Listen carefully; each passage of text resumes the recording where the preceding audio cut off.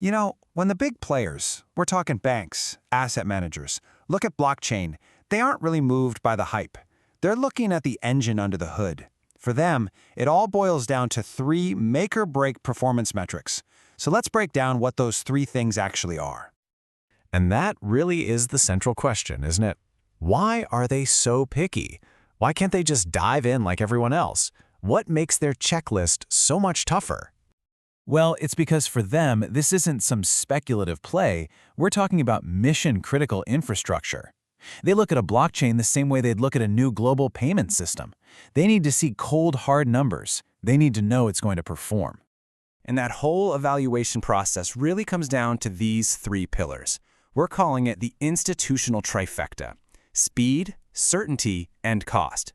If you can get these three right, you're in the game. But you mess up even one of these, and for them, it's game over, a total non-starter. Okay, so let's tackle the first one, speed. For any business that operates on a massive scale, whether it's processing payments or trading assets, speed is not a nice-to-have. It is the absolute foundation of everything. The technical word for this is throughput, and we usually measure it in transactions per second, or TPS. And that highway analogy, it's pretty much perfect. If you've got millions of cars all trying to squeeze down a one-lane road, you're going to have an epic traffic jam. Institutions need a multi-lane superhighway. And this is where you really see the scale of the problem. I mean, look at this gap. Ethereum's main network, which is a giant in the crypto world, handles maybe 15 to 30 transactions a second. That's just not going to cut it. And this is exactly why Layer 2 solutions even exist. They're like an express lane that bundles thousands of transactions together, creating that superhighway on top of the old road. So, you get the picture, right? Low throughput is an instant deal breaker. You just can't run a modern financial system on a network that's going to grind to a halt when things get busy. It's got to be fast, and it's got to handle huge volume without creating these expensive delays. But here's the thing. Speed is totally worthless if you can't be 100% sure a transaction is permanent. And that brings us to our second pillar. And you could argue this is the most important one: certainty. This is the real point of no return. Finality is one of those words that sounds kind of simple, but in the world of finance, it's incredibly deep. It is the exact moment a transaction becomes a permanent, unchangeable fact. Think of it like the ink drying on a contract. Once it's done, it's done. There's no going back. And this, right here, shows you just how far the tech has come. With something like Bitcoin, you have what's called probabilistic finality. Basically, there's always a teeny tiny statistical chance a transaction could get reversed, so you have to wait a while to be sure. But compare that to modern networks that give you deterministic finality. It's confirmed and irreversible in less than a second. Just let that sink in. An hour.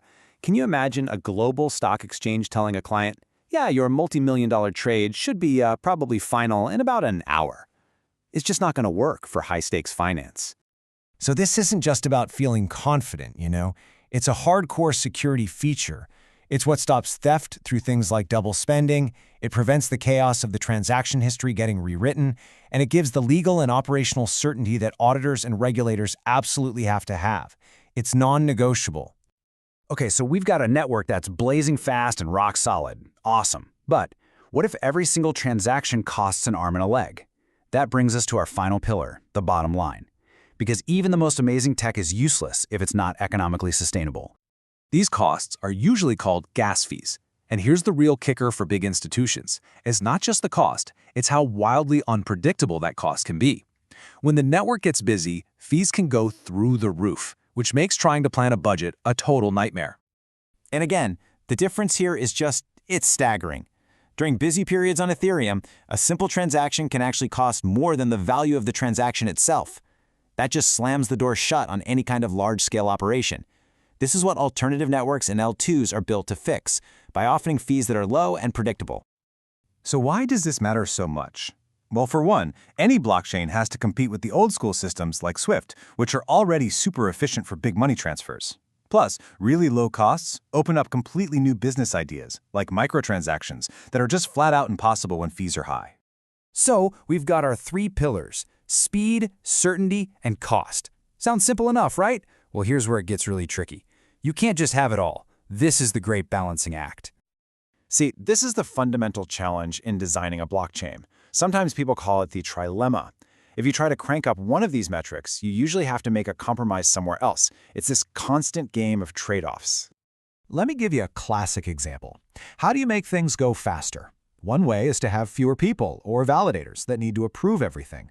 But when you do that, you start centralizing control into the hands of just a few, which kind of defeats the purpose and can be a big security risk.